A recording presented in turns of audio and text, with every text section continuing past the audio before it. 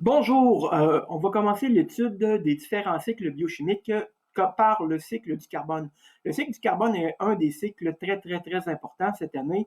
Et bon, qu'est-ce qu'on retrouve là-dedans? On retrouve comment le carbone passe de ces différents réservoirs, c'est-à-dire de l'atmosphère, de la lithosphère, de l'hydrosphère et de la biosphère. Donc, la biosphère, on se rappelle que c'est l'ensemble de tout ce qui est vivant sur la Terre.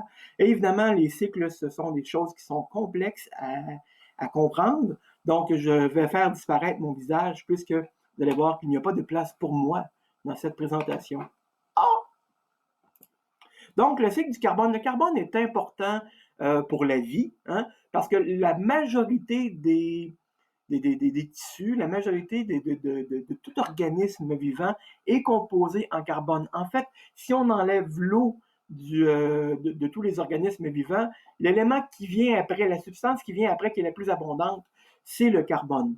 Le carbone, on en a déjà parlé on le retrouve notamment sous la forme de dioxyde de carbone, que l'on voit, dont on a parlé beaucoup cette année lors de la respiration cellulaire et lors de la photosynthèse, et aussi lors de la combustion. Donc, ces trois réactions chimiques-là, photosynthèse, dans laquelle, avec la lumière du soleil et le CO2, on fait du glucose. La respiration cellulaire, avec l'oxygène et le glucose, on produit du CO2 et de l'énergie. Et la combustion, c'est-à-dire qu'on prend un combustible et on le brûle avec l'oxygène pour obtenir du CO2. On va parler beaucoup de ces réactions-là au cours du cycle du carbone. Donc, en commençant, le carbone a une grande importance pour les êtres vivants. On le retrouve notamment dans les protéines, les glucides et les lipides, qui sont euh, trois, trois, trois molécules complexes à la base de la vie. Donc, on retrouve du carbone dans l'atmosphère. Okay? Le premier réservoir du carbone, c'est dans l'atmosphère, sous la forme de CO2 notamment. Oups, pas trop vite. On en retrouve aussi dans l'hydrosphère, donc dissous dans l'eau. On va en reparler un peu plus tard. On en retrouve dans le sol sous la forme de combustible fossile. On va en reparler aussi plus tard. Mais surtout, on le retrouve à travers les êtres vivants dans la biosphère.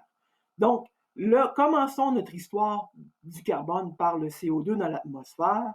Donc, on sait déjà, les plantes font de la photosynthèse, c'est-à-dire qu'avec le CO2 et la lumière du soleil, ils vont produire une molécule de glucose. Le glucose fabriqué par les plantes, lui entre dans la chaîne alimentaire. Donc, les plantes sont mangées par les herbivores lors de la consommation, et évidemment, les herbivores sont mangés par les carnivores. Vous connaissez le cercle of life, le cercle de la vie. Donc voilà. Et c'est comme ça que le carbone passe de la plante, des tissus de la plante, au tissu animal à travers les protéines, les lipides et les glucides. Et évidemment, les animaux et les plantes font ce qu'on appelle de la respiration cellulaire. Donc, ils vont brûler le glucose et le transformer, ils vont expirer du CO2 et le CO2 va retourner dans l'atmosphère. On a donc une première boucle ici, là, photosynthèse, consommation, respiration, dans laquelle le CO2 part de l'atmosphère, rentre dans la chaîne alimentaire et retourne dans l'atmosphère. Évidemment, les animaux et les plantes font des déchets. Donc, les animaux font des selles, font de l'urine, et lorsqu'ils meurent, se décomposent. Les plantes, la même chose, lorsqu'elles meurent, se décomposent. Il y a dans le sol ce qu'on appelle des décomposeurs. Hein? On a vu leur importance lorsqu'on a parlé de la fertilité du sol. Donc, les décomposeurs décomposent la matière organique en matière inorganique, et pendant qu'ils font leur travail, ils dégagent deux gaz. D'abord, le méthane, le CH4, et aussi du CO2, donc deux gaz qui quittent la lithosphère et qui s'en vont vers l'atmosphère. On sait que les matières organiques en décomposition, lorsque les organismes morts tombent au fond des océans, le carbone qu'ils contenaient peut demeurer enfoui dans les sédiments et avec la température et la pression, ils peuvent se transformer en combustibles fossiles comme le charbon, le pétrole ou le gaz naturel. C'est un processus qui prend des milliers d'années, mais avec ce processus-là, on vient stocker dans les combustibles fossiles beaucoup de carbone qui était contenu dans les êtres vivants. on le stocke profondément dans la lithosphère. Les feux de forêt ne sont pas à négliger. Comme vous pouvez voir, pour l'instant, notre Tchernobyl brûle et au mois de janvier, c'était tout l'Australie qui brûlait. Les feux de forêt, il y a du carbone qu'on retrouve dans le bois. Évidemment, on l'a dit, les plantes prennent pendant la photosynthèse, ils prennent du CO2 et ils fabriquent leur tissu avec. Donc, le bois étant une plante et tous les arbustes de la forêt étant des plantes, ils accumulent du carbone dans leur structure. Et lorsqu'il y a un feu de forêt, la combustion retourne ce carbone-là dans l'atmosphère sous la forme de CO2.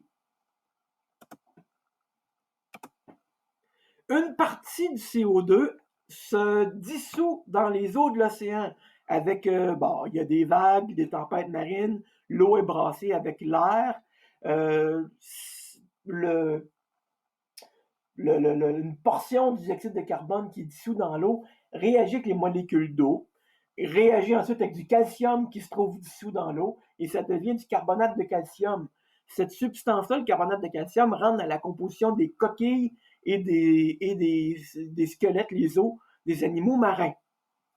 Évidemment, les animaux marins, eux autres aussi, vivent et meurent et se déposent au fond. Il y a une sédimentation qui se fait et lorsqu'il y a suffisamment de sédimentation et qu'il y a un bon compactage qui se forme, ça donne naissance à des roches carbonatées, donc des roches qui contiennent du carbonate. Ces dernières suivent le mouvement des plaques tectoniques et certaines remontent en surface et sont exposées à l'air libre. Et ces roches carbonatées-là, donc les coquilles sont déposées au fond de l'océan, forment des roches carbonatées. Ces roches carbonatées-là, lorsqu'elles sont exposées à l'air et à une éruption volcanique, par exemple, ils peuvent fondre au contact du magma et il y a une fraction du carbonate qui brûle, qui retourne dans l'atmosphère sous la forme de CO2. Voilà le cycle du carbone. Il y a quand même un cycle complexe, là. Le cœur se trouve pas mal ici, par la photosynthèse, la consommation, la respiration et la décomposition des déchets. C'est pas mal le cœur du cycle du carbone. Bref, votre travail à vous consiste à être capable de me réexpliquer le cycle du carbone et c'est pour ça que j'ai mis à votre disposition une feuille qui permet de structurer les idées et j'ai mis plusieurs documents qui vont pouvoir vous aider à aller chercher l'information et à structurer l'idée. Mais avant de se quitter, parlons des perturbations ou des bouleversements du cycle du carbone. Donc, les activités humaines ont brisé l'équilibre naturel du carbone, notamment par la combustion des combustibles fossiles. On prend du carbone qui constitue là, les hydrocarbures, en fait, les combustibles fossiles, le pétrole, le charbon, le gaz naturel. Ces réserves de carbone-là sont enfouies dans le sol à tout jamais. Nous, on va les chercher, on les fait brûler et on retourne du CO2 dans l'atmosphère. Donc, on prend du carbone qui était stocké dans le sol, on le retourne dans l'atmosphère et ça a pour effet d'augmenter l'effet de serre. 2, l'accélération, l'émission du méthane. Le méthane est un gaz 21 fois plus puissant que le CO2 pour l'effet de serre. Donc, il provoque encore plus l'effet de serre. Donc, lorsqu'on a le dégel du pergélisol, notamment, on envoie du méthane dans l'atmosphère, ça on l'a vu. La décomposition des déchets aussi produisent beaucoup de méthane. Donc, dans les dépotoirs, souvent, on récupère le méthane et on va le faire brûler pour le transformer en CO2, qui est un gaz moins nocif pour l'effet de serre que le méthane. Et enfin, l'industrie agricole, les pets de vache, dégagent beaucoup de méthane. Et si vous pensez au nombre de têtes de bétail qu'on a besoin pour nourrir l'Amérique du Nord et l'Europe en burgers par jour, ça fait beaucoup de bétail qui font beaucoup de pets. Et c'est un problème. Je sais que ça peut en faire rire certains, mais c'est un détail qui n'est à ne pas négliger. Il faut assurer une bonne alimentation équilibrée au bétail pour s'assurer justement qu'ils aient moins de gaz pour sauver la planète. Sur ce, bonne fin de journée.